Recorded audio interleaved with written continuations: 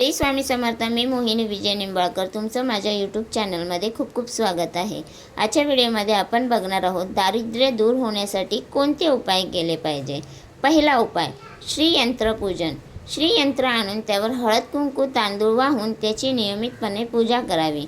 शुद्ध तुपाचा दीप लावावा आणि अगरबत्ती लावून श्रीयंत्राला गोड नैवेद्य दाखवावा आणि ओम ओम श्री नमः या मंत्राचा दररोज 11 माळी जप करावा. पैशाचा ओघ वाढतो. वास्तूचा दरवाजा हा कसा असावा. दरवाजावर डाग असल्यास दुःख येते. मोडके दरवाजे वापरले तर दारिद्र्य येते. घरास एकच दरवाजा असल्यास अडचणी सुटण्यास विलंब लागतो किंवा अडचणी या वाढतच जातात. चौथा, दरवाजांचे सांधे नीट जोडलेले असावे. पाचवा, दक्षिणेश म्हणजे दक्षिणेच्या दिशेला दरवाजा नसावा. सहावा, घराला अनेक दरवाजे नीट जोडलेले असावेत.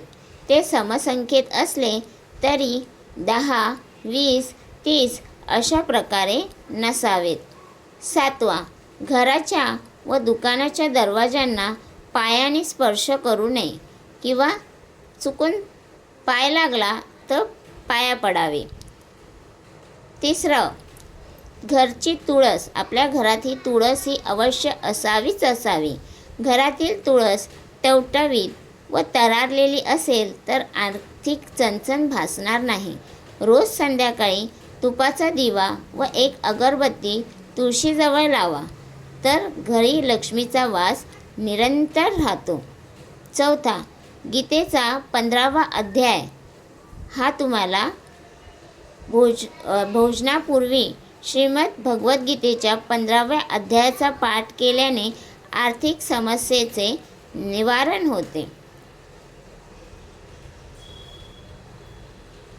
पाचवा उपाय, प्रदक्षिणा. तांब्याच्या भांड्यात पाणी घ्यायचं आहे. त्यामध्ये गूळ, दूध, काळे तीळ मिसळून दर शनिवारी पिंपळाच्या मुळाशी अर्घ द्यायचं आहे आणि ओम नमो भगवते वासुदेवाय नमः या मंत्राचा जप करीत तुम्हाला 7 प्रदक्षिणा घालायच्या आहेत. तर तुम्हाला हा माझा व्हिडिओ कसा वाटला प्लीज कमेंट करून नक्की सांगा. व्हिडिओ आवडल्यास लाईक करा, कमेंट करा आणि शेअर करायला विसरू नका.